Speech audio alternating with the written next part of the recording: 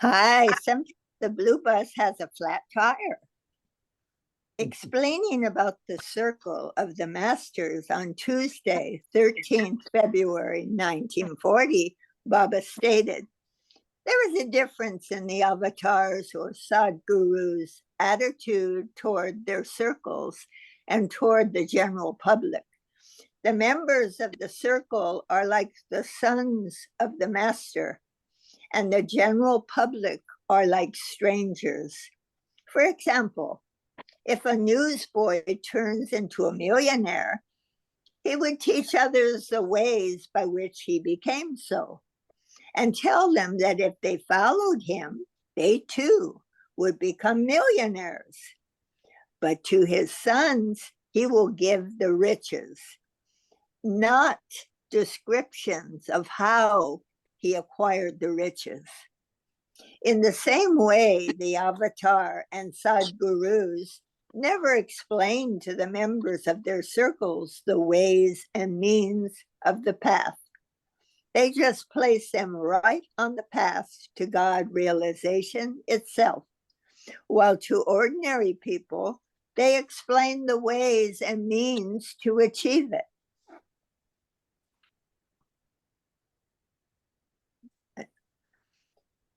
The circle members do not need these explanations because they are the inheritors of the quotes, divine wealth, end quotes, the heirs.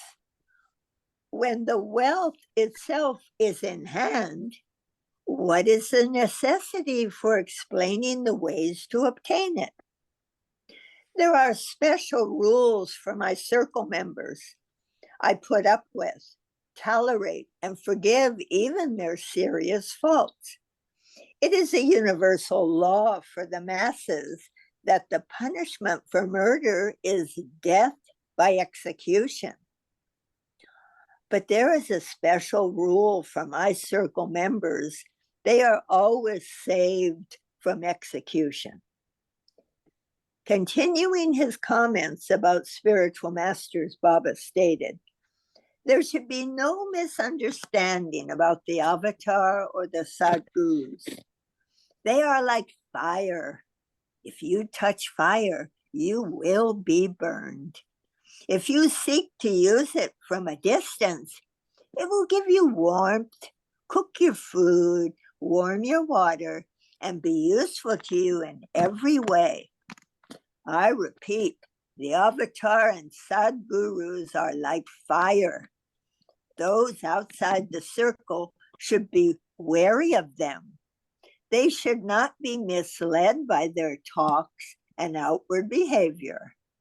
Sai Baba was a sadguru, but occasionally his behavior was strange. Once, on seeing a naked child, he inquired, is it a boy or a girl? He also used to ask for money from those who came to him. Seeing such behavior on the part of sadgurus, people doubt them, misunderstand them, and take them for ordinary beings. This is the downfall of those who so misunderstand.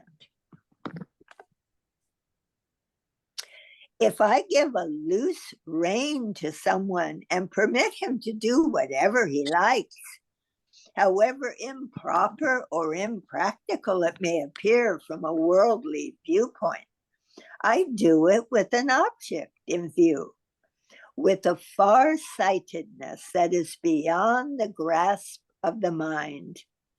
It may be that I wish that the person concerned should do it only as a pastime or to avoid a particular situation. So, by leaving the rein loose to divert his mind to other things, I am just giving him a plaything, because I know that in the end, he will get tired of it and throw it away. If the avatar or a sadguru wishes his disciples to renounce something, he resorts to one of two methods. One way is that he snatches the thing away from him and has it stolen. Another is he gives it such an importance that the person himself becomes fed up and gives it up. I have activated Maya's, quotes, machine, end quote, for a definite purpose. I permit humanity to have 1,001 experiences by passing through various acts. The masses will come out of it all in the end.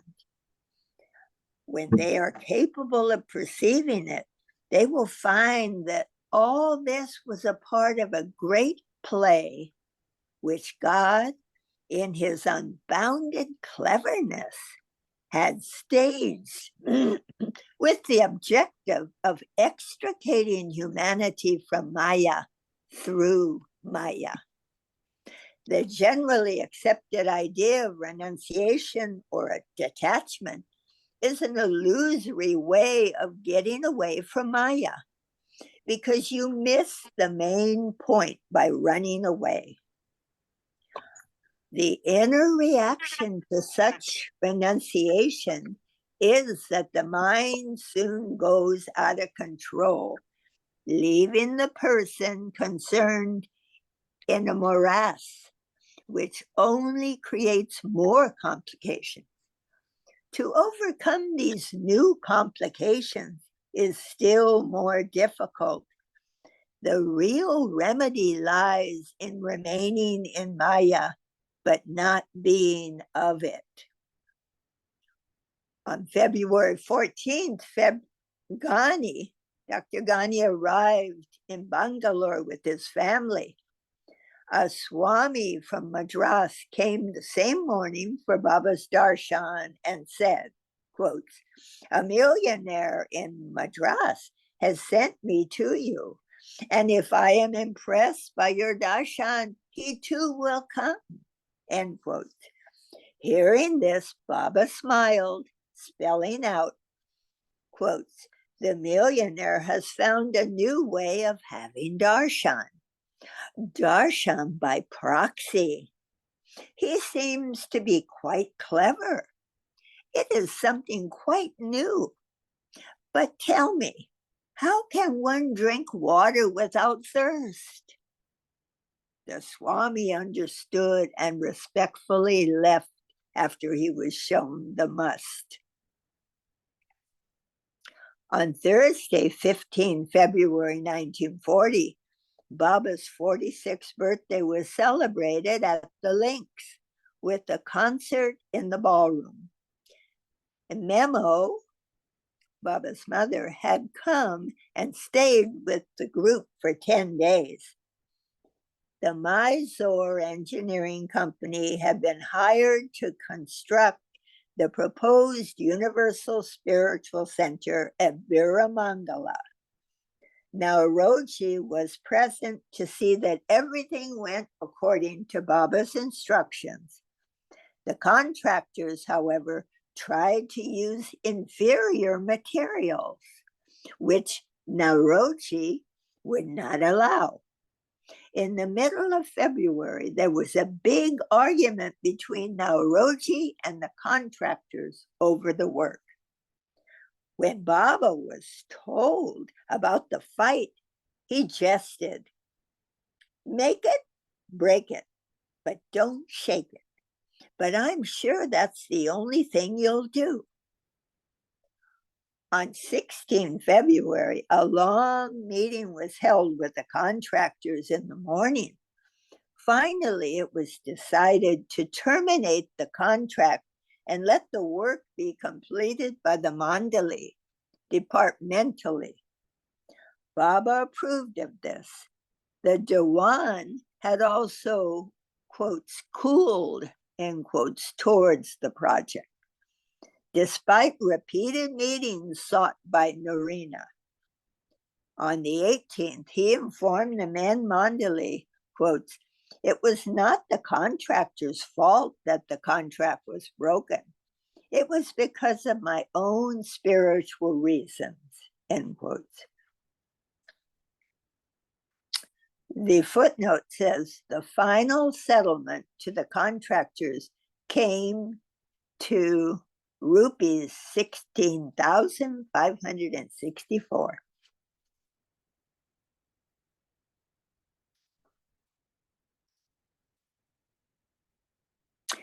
Baba changed his current partial fast from 1 meal a day to having only a cup of milk taken once a day, starting from the 19th.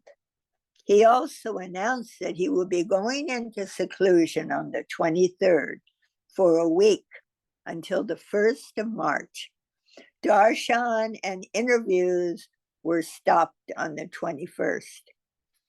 Regarding his seclusion, Baba issued these instructions.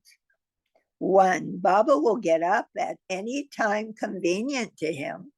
He is not to be disturbed by anyone until he gets up. 2, Baba will not speak to any of the women mandali. None from the women's group should come to the must ashram except Sunamasi and Walu, who can come up to the fixed limit, which will be shown to them.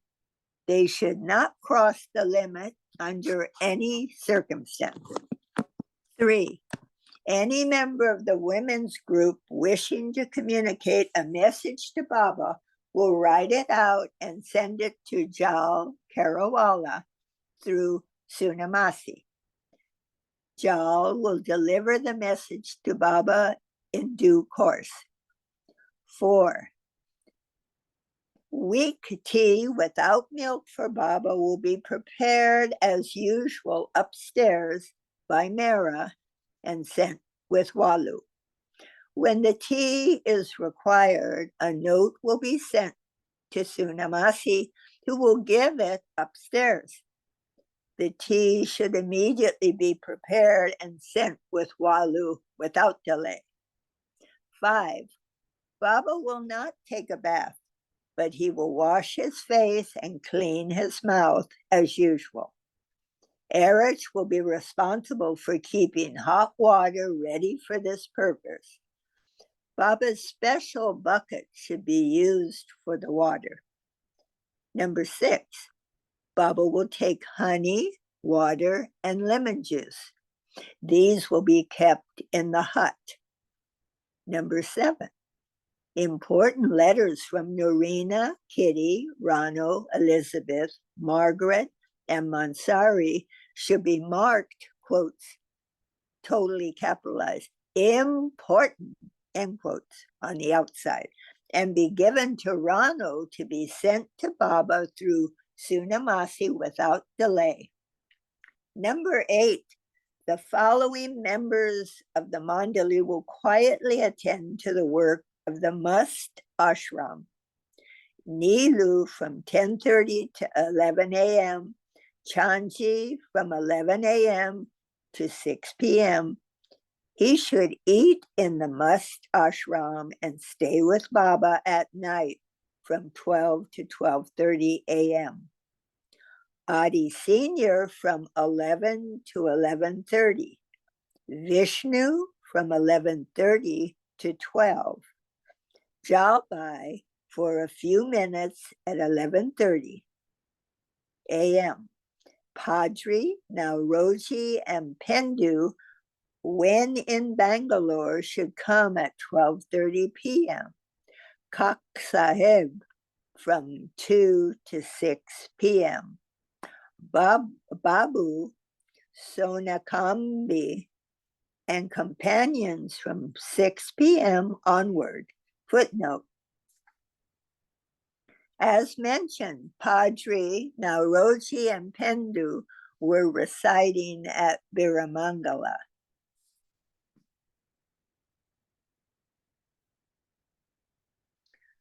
Number 9, as soon as mail, telegrams, and papers are received, Masi should give them to Jal Karawala in the must ashram, and Jal should carry them and give to Baba.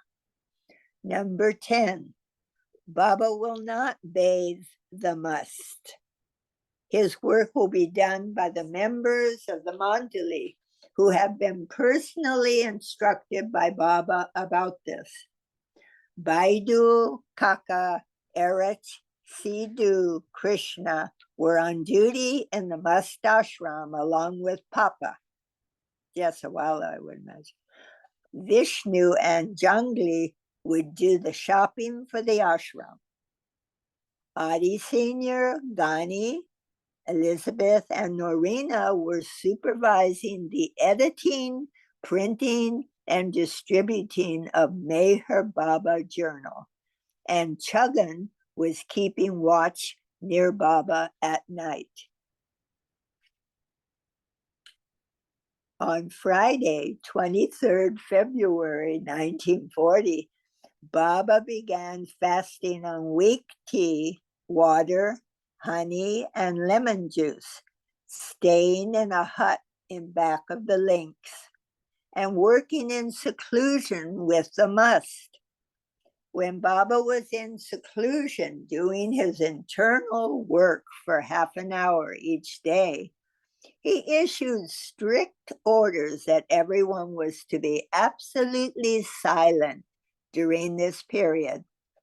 Consequently, all activities in the compound and bungalow came to a stop during that time, lest the slightest noise disturb Baba in his work.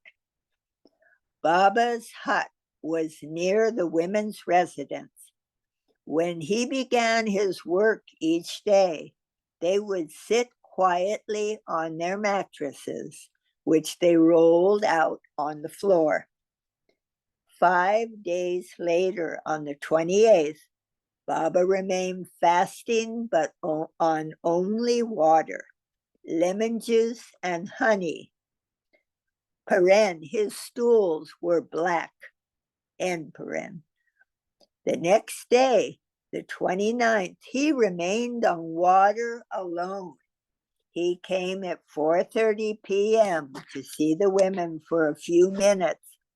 He announced to them, quotes, "From tomorrow I continue fasting, but on orange juice and lettuce once a day for 11 days.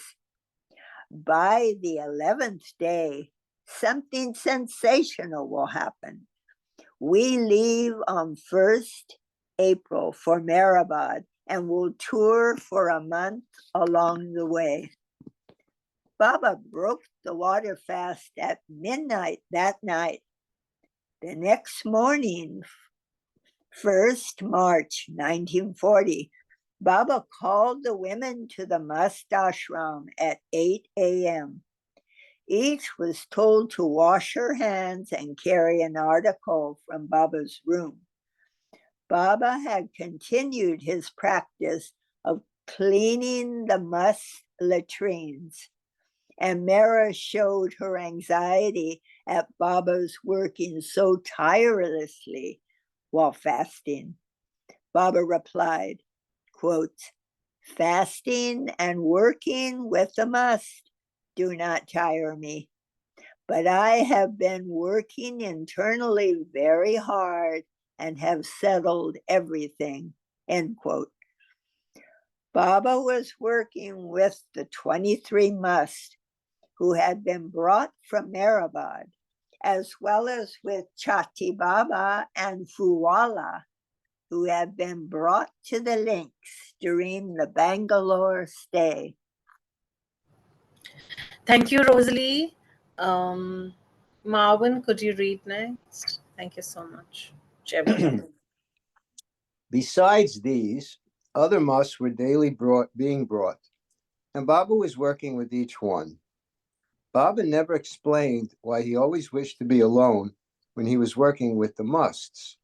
But once, when Baba was sitting alone with Chati Baba, after both had been closeted in Baba's room for about 2 hours, Erich, who was on watch outside, got up to open the door.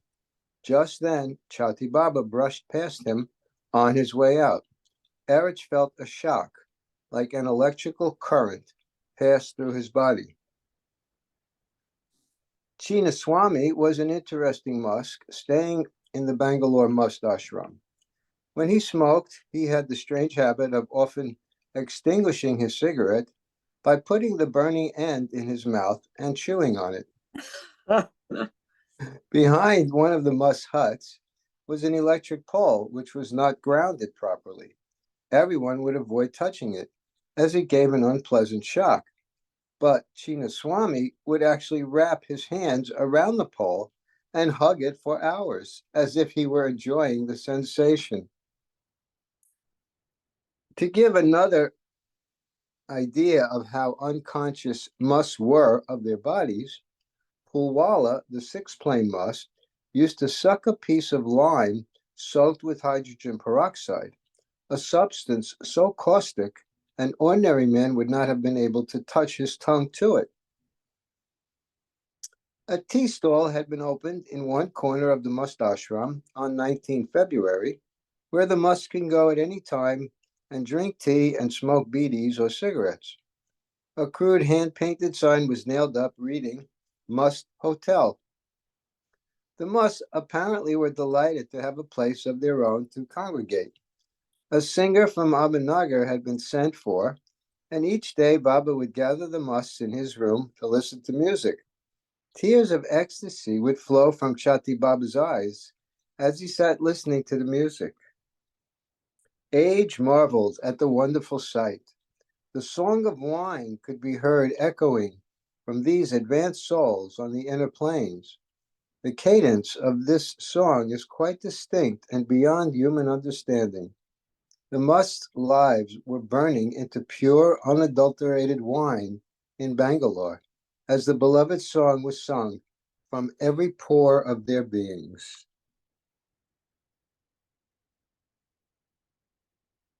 Meanwhile, on 3rd March 1940, Swami Babananda was sent back to Sholapur with certain instructions to tell people about Baba. He was ordered to come to Meherabad on the 9th of July.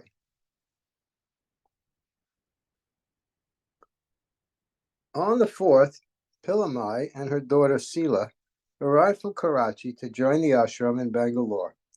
On the 6th, Dr. Jamshed D. Patel of Bangalore and Mr. N. Pestonji came to see Baba. In the course of conversation with them, Baba said, although I am in seclusion and keep silence throughout, I am now very busy working internally for future developments. You will see the upheavals that will take place very soon. The war will take a very serious turn, bringing untold misery and ruination all around. Pestonji interjected, Mr. Sumner Wells, U.S. Undersecretary of State, is trying to negotiate for peace. Let us hope that he will be successful. Smiling, Baba made a play on words. It is like digging a well in summer, meaning something unfruitful. Nothing will come out of it. The world will soon plunge into the throes of a war never before seen or heard of. But Baba, what about the thousands of lives that will be lost? Asked Pestonji. Can't they be saved? Baba, the war is necessary. All this destruction will purge the world of dirt, cleanse it of filth, so that a new order can be established. There are millions and millions of holes in my body because of the suffering of the world. But because of my infinite bliss and power, I can withstand it. Suppose you have a boil on your finger, which is septic. You do not cut off the whole finger because of it. You bear it because the finger is part of your body. In the same way, I consider all as mine, and I suffer, but I do not destroy myself and slaughter all. I put up with it and suffer because all are part of my universal body.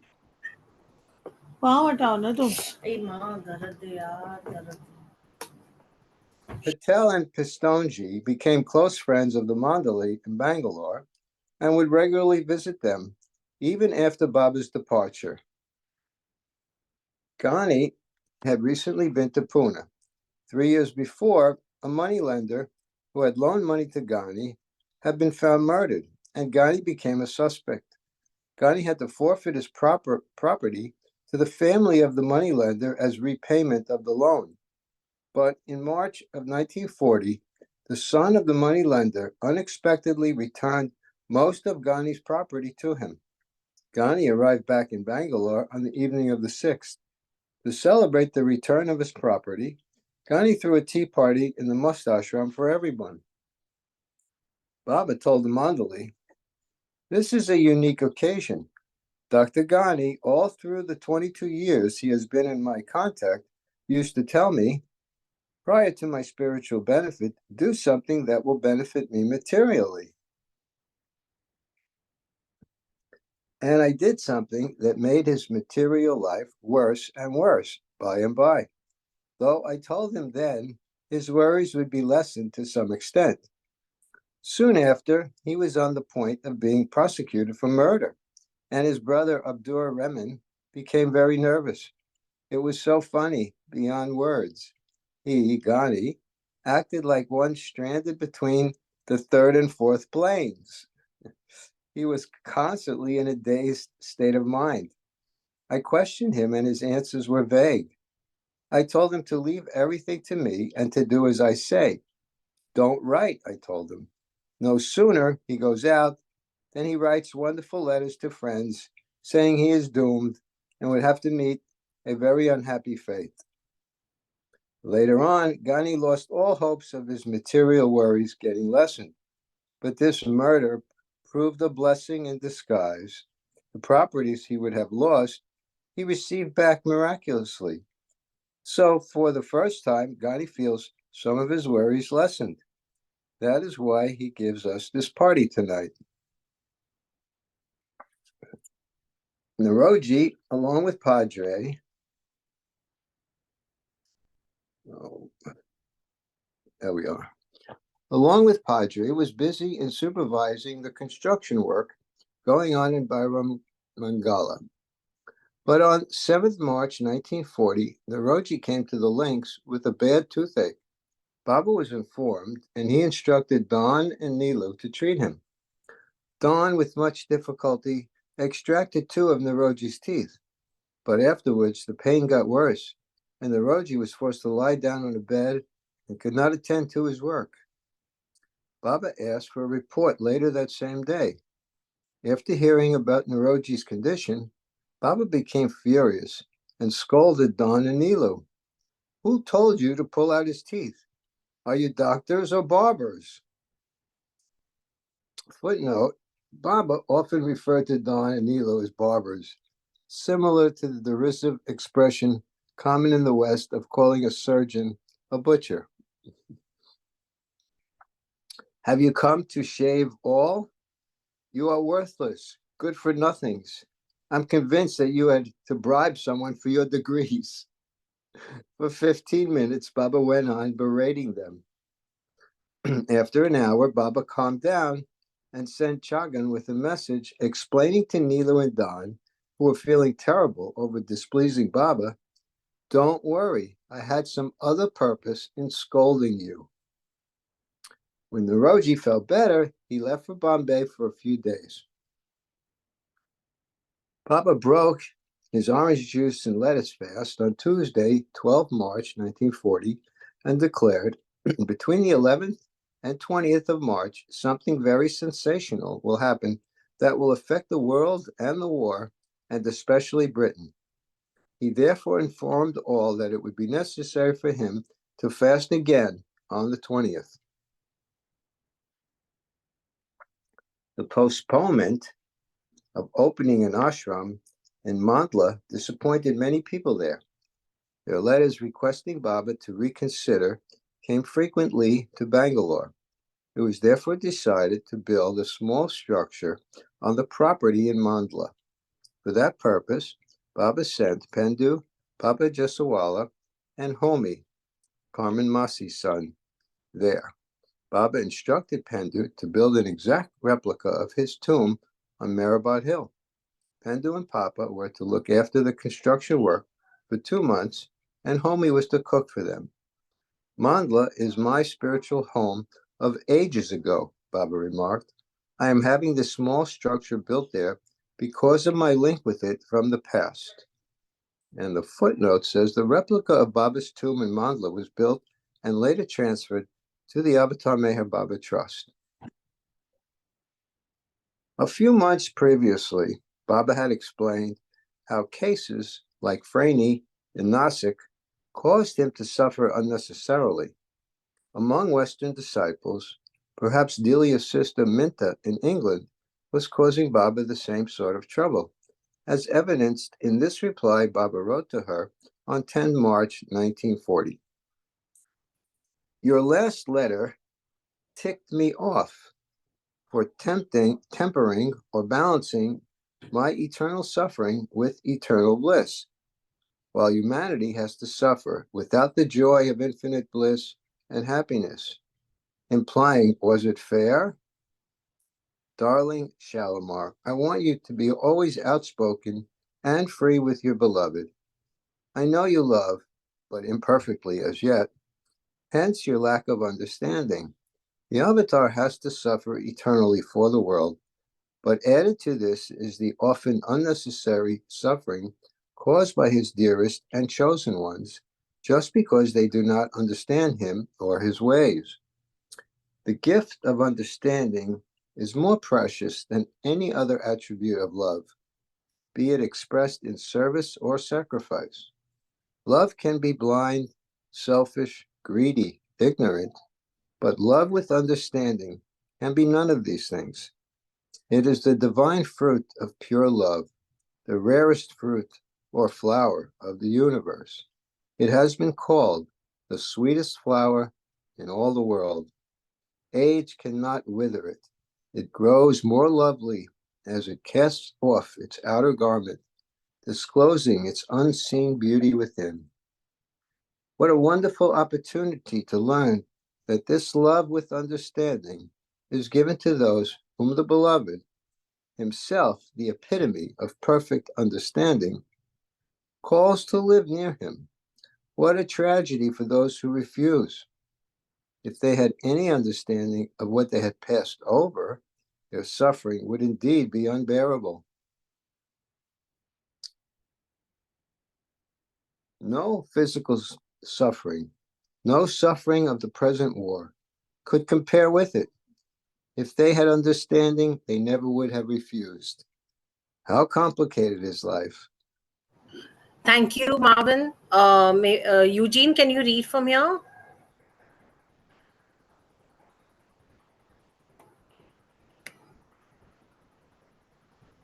Okay, I'll read.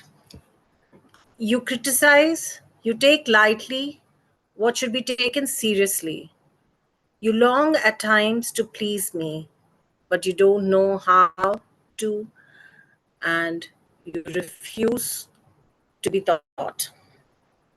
You will sacrifice home, child, money, and freedom to understand and learn the art of the theater, the genius of the poet or painter in pursuit of happiness. You spare no pains to try to understand what interests you. But when I, your beloved, say, learn of me and perfect understanding, the fruit of pure love, you are not prepared to sacrifice anything for its possession. What sort of love is this, I ask? But love cannot force to serve, please, and love me is a very different thing from what, let us say, Hitler asks of his followers. They obey, if not, they are shot or imprisoned. My followers obey me voluntarily, a far more difficult ideal. Learn eventually, you will. But in a school where suffering may not be combined with the presence of eternal bliss and happiness as it would if you had come to me as I asked. There is so much new, which I need for my work. Such capacity to understand. Had you the desire to learn and the grit, determination, and courage to strive for the goal? Who better than you were able to realize my changing moods, my present need, my unspoken wish? But you grew tired and wanted change. Like a child, you wanted the fairy palace, the fine jewel, without the climb and toil for its attainment. Now, darling Shalimar, don't be miserable, because this time I have ticked you off. Write again soon and tell me all your plans and what you would like to do. You have chosen the longer of two paths toward the happiness you sincerely desire. But it is a path, and I will lead you along it to the end. So you have nothing to fear, nothing to worry about. Mine you always were, and mine you will always remain, whether there or here.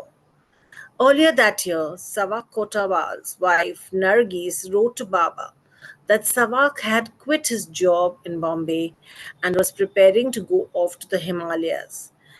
In February, Baba called Savak.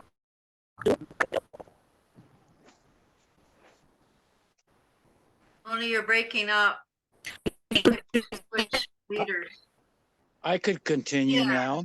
Yeah. When he arrived, Baba informed him, if you find a better guru than me in the Himalayas, you may go. Otherwise, come and stay with me. Savak was only waiting to hear these words. He had wanted to stay with Baba for a long time, and his threat of going off to the mountains was only to force Baba to allow him to come. He returned to Bombay and, with his wife Nergis, 3 children, Naju, Hilla, and Adi, and Nergis's paternal aunt, Banubai Lakdawala, came to Bangalore on 15 March 1940 to join Baba's ashram permanently. Before coming to Baba, the Kotwals sold all their possessions. Nergis was from a very wealthy family, and her relatives were shocked when they discovered what she was doing. When the Kotwals arrived in Bangalore, Savak handed Baba an envelope containing the family's entire finances. He also gave Baba a box containing all of Nergis's jewelry. Baba was very pleased and remarked to Savak, from today until the very end, I shall see to every one of your family's smallest needs, and to you I shall give the ocean. Soon after, Nergis fell ill, and Nadine was assigned the duty of nursing her. When she recovered, Baba asked her, what do you think now? Savak has left his job. He is unemployed. You have sold all your property and now have no money. Aren't you worried?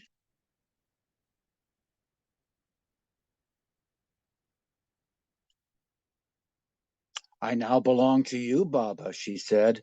Be gracious enough to accept myself and my children in your service. Baba smiled and said, from today, your responsibility is mine. I will look after you till the end. Some days later, on 31 March, Baba sent the Kotwal family to Panchgani. When Baba returned to Meherabad, they joined him there. Naju and Hilla would sometimes be called upon to sing for Baba, and little Adi often made Baba laugh with his jokes and funny songs. A meeting between Hitler and Mussolini took place on 18 March 1940. The next day, Baba called a meeting of the Mandali and stated again, Something sudden and serious is going to happen in regards to the war. Mussolini and Hitler are coming together. This is a result of my working. The two of them are good for nothing fellows, whereas my Mondali are good for everything. I am working through Mussolini and Hitler. Either there will be a bloody war or peace, because due to the coalition of these two, all nations will feel themselves very insecure for their safety. Baba also commented, no one will ever know of what transpired between these two, not even their closest and most confidential lieutenants and associates. It is a most private arrangement between the two, too delicate and confidential even for their confederates and ministers. It will only be known to the world when the actual events of what they decided take place, and will create no small surprise to the world. Even these two, who are so much in confidence with one another, are both bluffing each other and playing their own games. And the fun of it is that they both know it. What complications these plans will create, they themselves have no idea. Such is the game played for self-interest, lust, and greed. See it all and mark my words. The next day, Baba instructed both men and women Mandali to fast with him for one day. 2 cups of tea in the morning, ice cream in the afternoon, 2 cups of tea in the evening. They broke the fast the following day on Irani New Year, Jamshedi Navroz. Narji and his daughter Nargis arrived that day from Bombay. On the 24th, when asked as to how the advanced god mad, the musts, had come to the state they are in, and what that state actually is, Baba explained. These men may be called yoga brashtas. Apart from the circle, who are taken to the goal blindfolded, there are very few who receive the grace of a master and who are pushed to even the 6th plane. All this depends mostly on past sanskaras. It is very little of this present life which brings one in contact with a perfect master. These souls you see here had been on the path in their past lives, but were entirely lost as yoga brashtas and became spiritually dazed. Among many examples, one man held on to the fruit of a tree for 4 years, remaining in the same position until a master came and gave him experience, so that he released his hold on the fruit and branch he had been holding. One of the Mandali asked how these men could withstand all the tests physically. Baba replies, all of you have 3 bodies, gross, subtle, and mental. Ordinarily, everyone uses the first 2, gross and subtle, for experiencing the gross and subtle worlds, the former in the awake state and the latter in the dream state. After a soul is spiritually advanced and is stationed on the spiritual planes, he assumes a body which is called Karana Sharir, mental body. When in this state, the soul has immense powers in proportion to the stage of advancement which he has attained. The power sustains the physical body, even in the hardest strains and trials. That is how even oblivious to the world and their own physical needs, they keep on living as fresh and strong as ever. Otherwise, an ordinary man would drop the body even under 1,000th part of the strain on the physical body they experience. Material happiness is a millionth shadow of the true divine bliss. Someone then asked, how are you able to take so much strain and suffering of the work of bathing and feeding the musts, fasting, etc., upon yourself?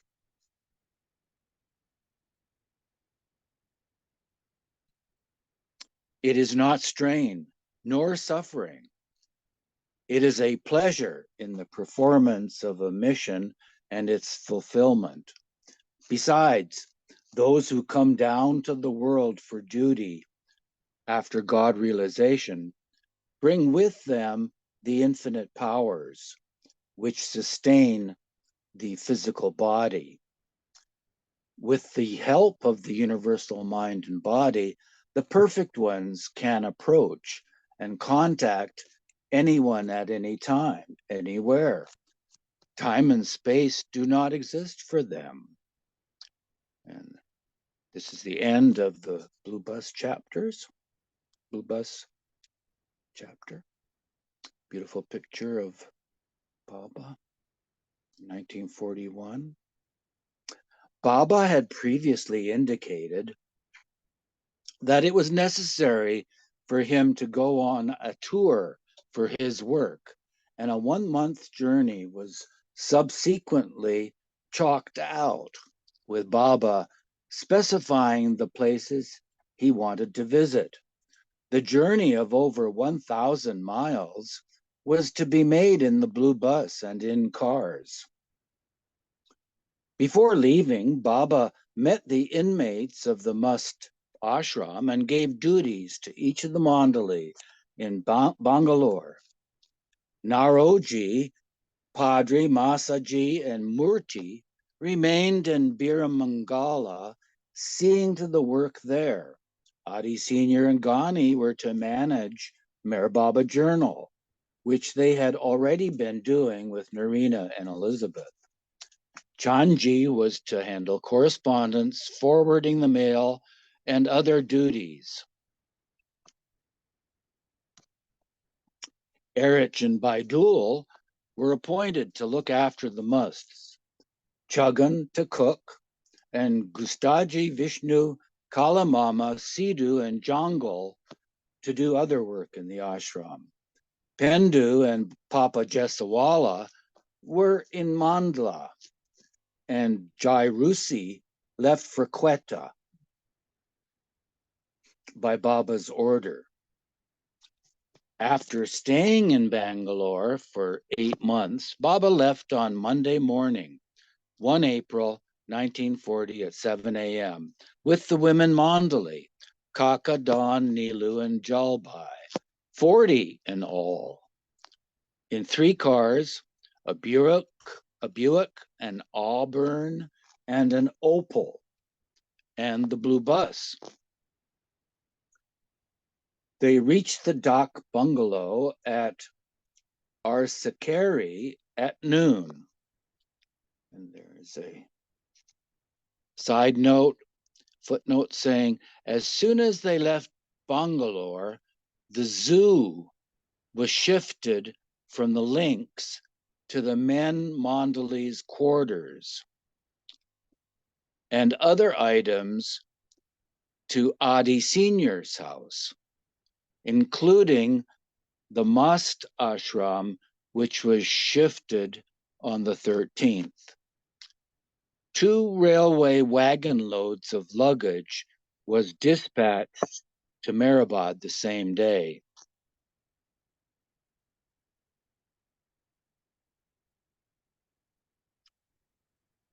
Throughout the journey, Baba traveled in Elizabeth's Buick with the Invisibles, as the close women Mandali were known to the men.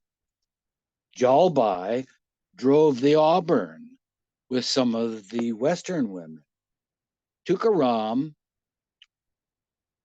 drove Adi Senior's Opal with Gulamasi Sata, Gustaji, and Marwan Jasawala. And Dawn drove the blue bus with Kaka, Nilu, and 16 women. The three men rode in the front seat of the blue bus and had been ordered by Baba not to look at the women in the back. Whenever the bus would pull over to the side or stop along the way, Dawn, Kaka, and Nilu would exit from the bus first and then walk straight ahead without looking back until they were out of sight. Then the women would get down.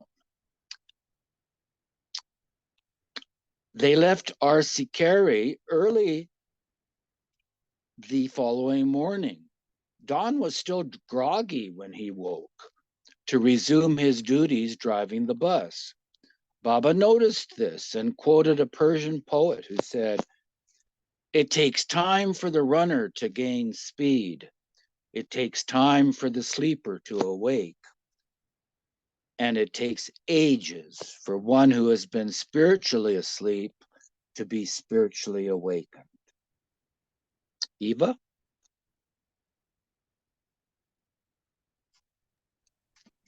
They arrived in Shimoga at 10 a.m., where they were received by B.S. Amir Ahmed and B. Syed Mahmud. These two brothers had met Baba in Bangalore and invited him to Shimoga, so Baba had included the stop on his itinerary. Baba was taken to see the site of a gold mine they owned, and he indicated to them where to begin digging. The brothers, with Ghani's personal guidance, had made good arrangements for Baba's group, and the townspeople of Shimoga came for darshan. Baba did not really wish to meet anyone during the tour, but he granted the sincere prayer of both brothers. Darshan was given to the local people and a group photo was taken. During the tour, Baba continued to sit in seclusion for half an hour each day, and the women were again ordered to maintain absolute silence during this period. Invariably, however, there would always be some noise. Baba finally instructed that they were to sit on their mattresses without moving for 30 minutes. In Shimoga, Sunamasi's alarm clock stopped working, and Gulamasi was sitting on her bed trying to repair it during Baba's seclusion time. Suddenly, in the midst of that still, silent atmosphere, the alarm began ringing. Knowing this would displease Baba, the women became so frightened that their hearts were thumping. They quickly buried the ringing clock under a heap of pillows, but its loud ringing could still be heard. Baba immediately came out of his room and reprimanded Gulamasi, but not too harshly. In this instance, he seemed to be more amused than upset.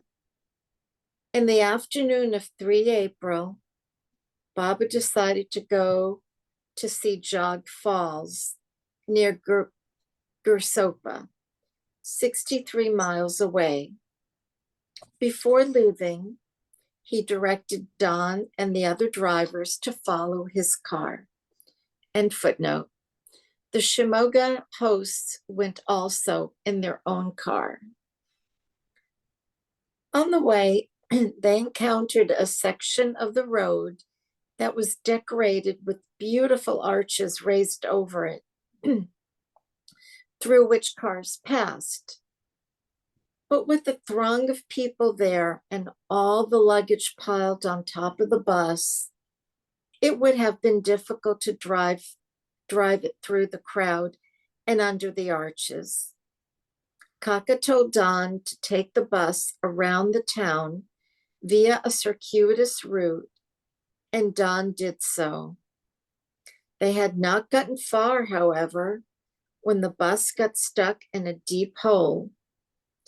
With much difficulty and with the help of hired bullocks from the village, the bus was finally dragged out. Baba was waiting for them some distance ahead and got very upset with both Kaka and Don for not following his instructions. He stated, "It happened because my original plan was altered." Thus, they had a lesson of what happens if one fails to heed the master's order. To make matters worse, along the way, 2 of the cars had flat tires. Soon after the caravan got underway again, it was stopped by a burning tree that was blocking the road. The men had to get out and move it to the side. The headlights of the blue bus stopped working, and it was difficult to drive at night. Nilu and Kaka had to sit on the mudguards on both sides of the bus, holding flashlights to guide the way. Baba and the group arrived at Jirsopa at 11 in the night. It was so late they had trouble finding their rest house. They came to a dock bungalow and occupied it because the ferry was closed. But after unpacking, they found out that the ferry would operate for them and they would be taken across the river to the correct bungalow that had been reserved for them. Baba appeared on the scene and informed the women to get ready to leave immediately.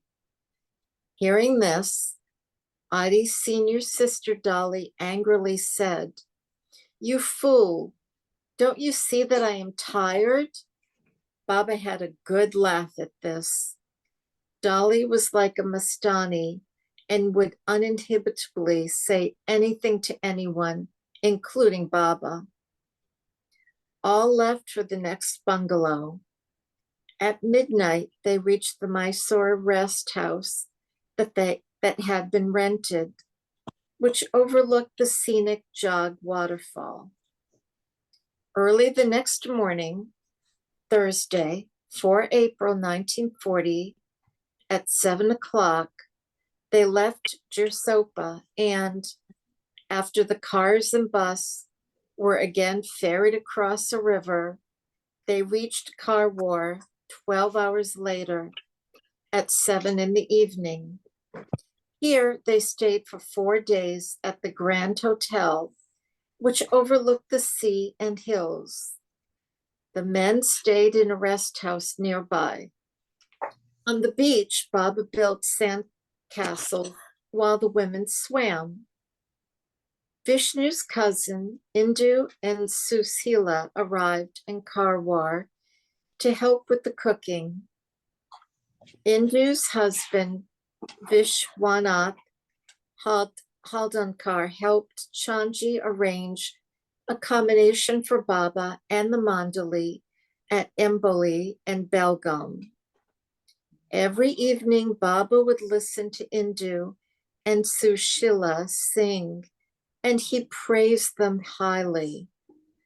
This was their first opportunity to have the master's close contact. The master's Nazar had been upon Indu since she was a young girl. 8 years before, in 1932, when Baba was planning to journey to Europe and America, he had wanted to take a young woman with him, and Indu had been chosen. But she was unable to go because she had fallen ill. The establishment of ashrams at different places in India continued to be the chief topic of conversation along the journey. On 6 April, Baba took everyone in a boat to an old Christian church named Nossa Senhora das Brotas on a small, mile-long Portuguese island called Anjadiv, 5 miles off the Karwar coast. The splendor of the place was magnetic, and Baba made a revealing remark. Of the 3 I will stop reading now.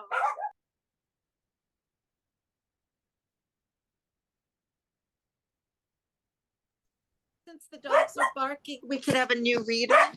Yeah. Ralph, would you like to read from here? Are you there, Ralph? Yeah. In Karwar, Baba gave this explanation to the women about poise. What is spirituality? It is the undoing of what you have been doing since ages. You always thought of selfish motives for eating, preserving your life, and attending to every need with zeal.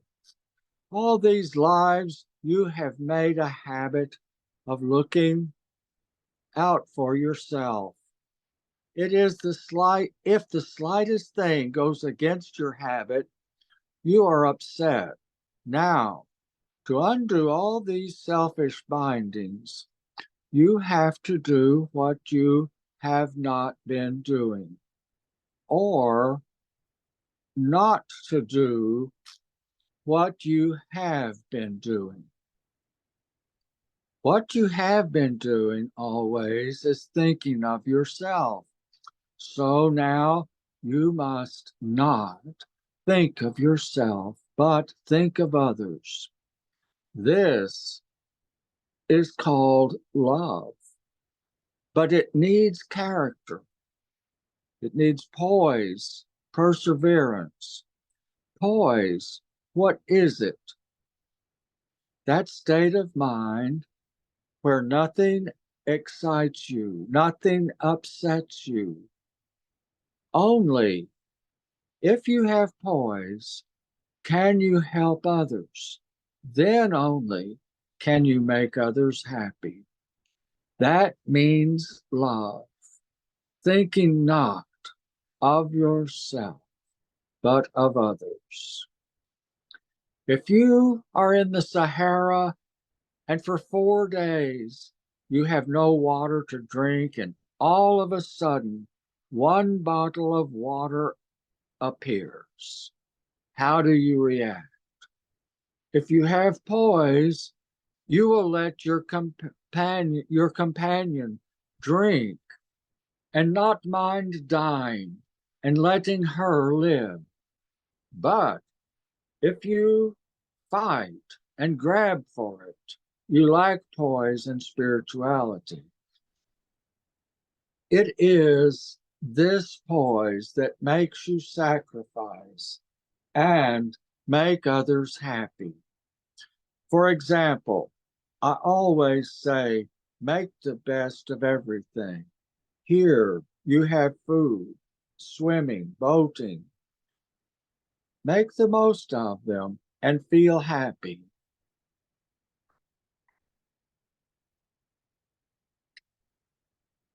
Do not say it is not spiritual to enjoy innocent pleasures.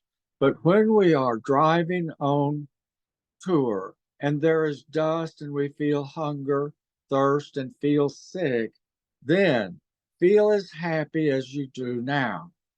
This is poise. If you do not feel happy now, it is not easy to feel happy if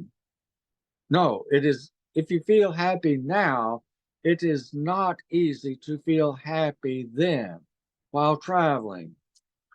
Do not feel you are not spiritual in enjoying swimming, boating, etc. Is this clear? I do not mean making a show of being happy, but to really feel happy. For my circle, it is all right.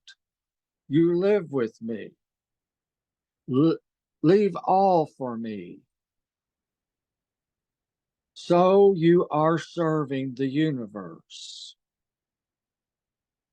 But for those who are not living near me, this poise is 100% essential for spirituality. Again, what is spirituality?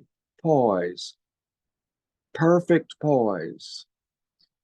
Make the most of every situation. He who upsets no one is a good man. He who is upset by no one is a God man. They left Karwar early in the morning of the 9th at 4:45 a.m.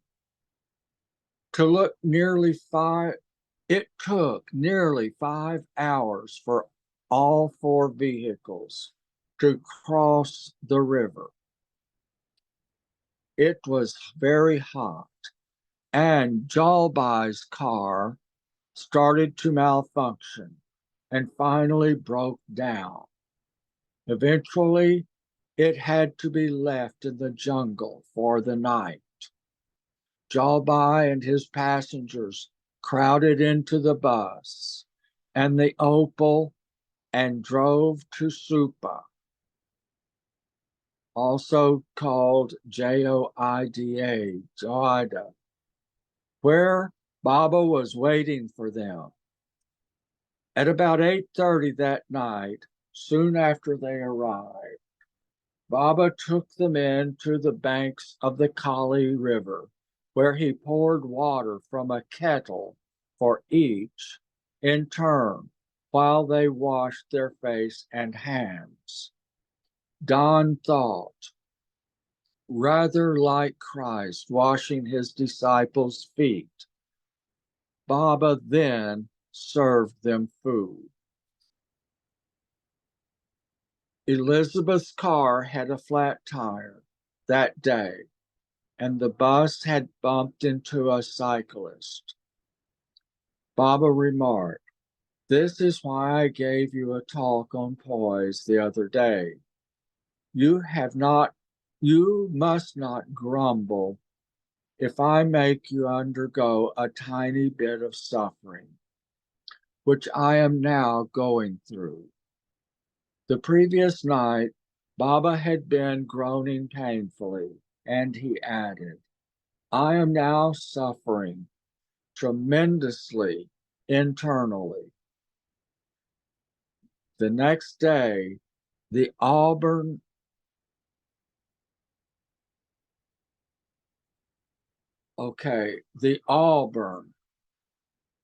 Jalbai had been driving was towed to a nearby village. Nilu went to Belgaum to tell Vishwanath to have a car taken there for repair. They arrived in Panjim, Goa, late in the morning of 11 April, where they stayed in the Hotel Republica. On their way to the hotel, after clearing Goanese customs, they passed the famous Catholic Church of St. Francis Xavier, and Baba directed Elizabeth to inquire when the church would be open to view.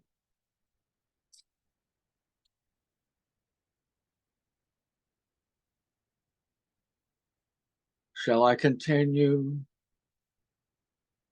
Do y'all want a If you, new if reader, or I can continue, but you can, might want a you new can reader. continue. You can read, Ralph. You can read. Elizabeth Thanks. stopped the car and went into a small restaurant next to the church to inquire. Shortly thereafter, she came out with an elderly man in a worn suit and a solar topi. He looked about 60 with a long gray beard and long hair, but bald on top.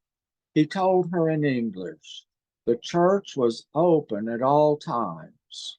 Baba looked at the man and then departed. That evening, all went with Baba to see Francis Xavier's tomb. There's a note.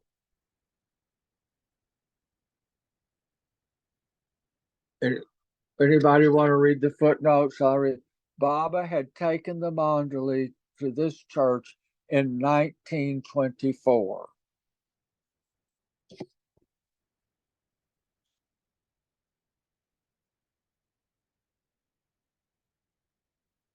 Just as they were about to return from the church, the same old man walked up to Elizabeth and started a conversation. He told her he had come from Karachi, where he wrote plays, which were still unpublished. He had come to Goa to write about it. He also mentioned modern dramas and even the playwright Bernard Shaw. Jalbai, Kaka, Don, and Baba stood around him as the man talked. Baba directed Jalbai to ask if he needed anything, specifically money, and the man replied, "No, thank you very much," and glanced quickly at Baba. Later that evening, back at the hotel, Baba revealed to the group about the man. "You are all blind. He is very spiritually advanced and a conscious agent. All his talk about writing plays had hidden meaning meant for me.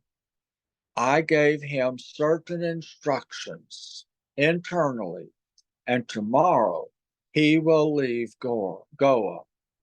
The next day, Elizabeth suddenly encountered the man again. He told her in a cryptic manner, "I don't know why, but I feel all on fire.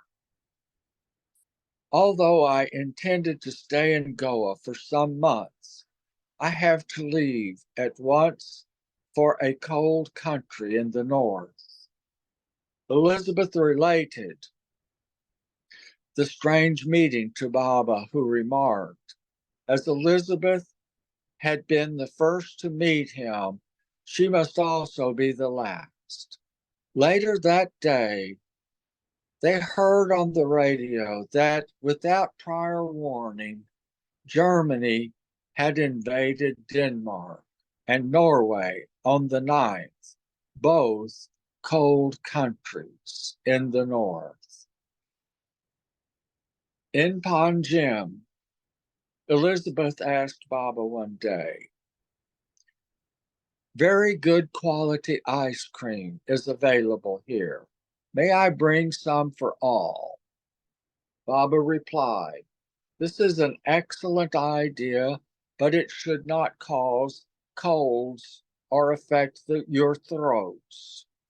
Baba sent for Nilu and asked, "What remedy is there to prevent getting sore throats from eating ice cream?" Nilu replied, "Garlic chutney would be a good prophylactic against any side effects from ice cream." Baba permitted Elizabeth to bring ice cream, and she was very happy.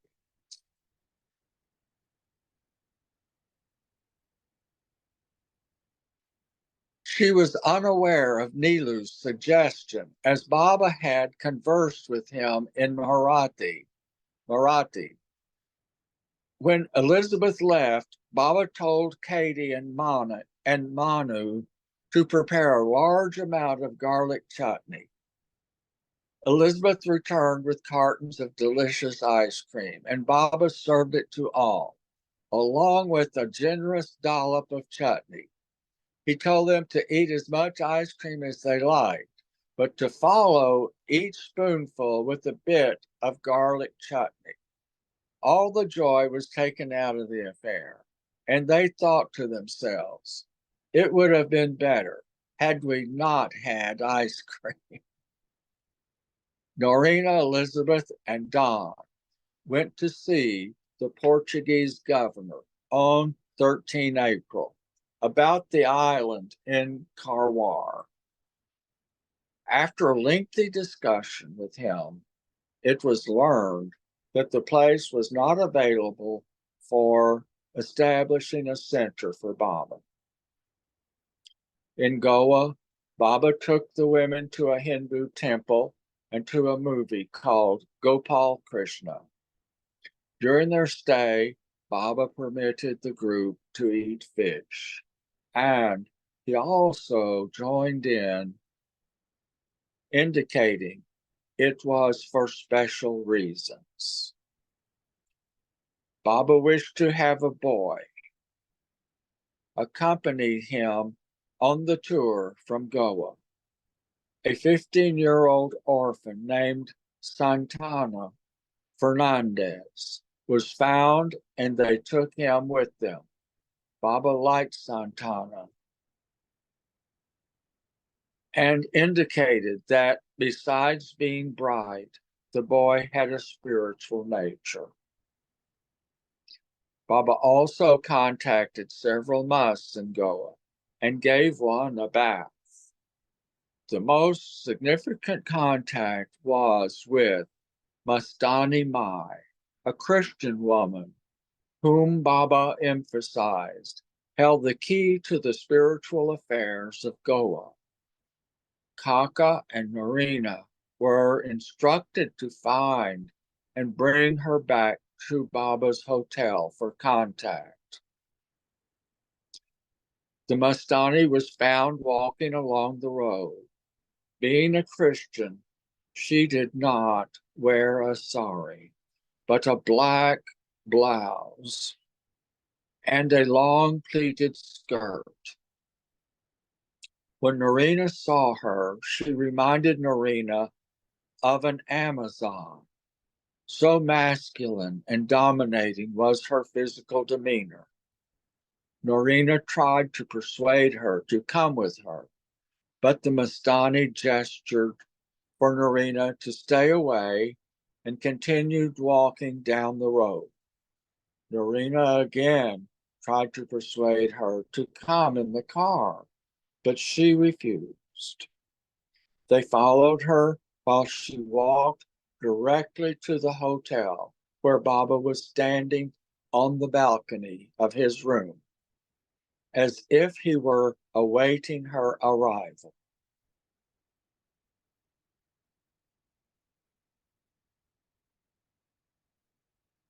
I got a window I can't get rid of. Do y'all have that window? Oh, wait, here we go.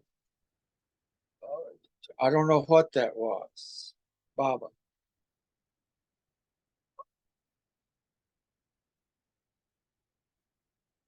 So they followed her, awaited arrival. When the Mastani came to the front of the hotel, she stopped, looked up at Baba for a few moments, and then strode away.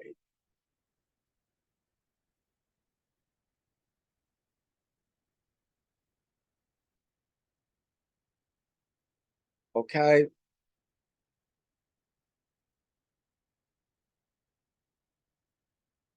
Mona? Yeah, Ralph, do you want to read or you want me to read? How many pages? I'm done. Yeah, I'm done. Yeah. Noon already? Someone 2099. Yeah. So we'll continue from 2099 next week. Thank you, everybody, for joining us. See you next week. Okay, bye.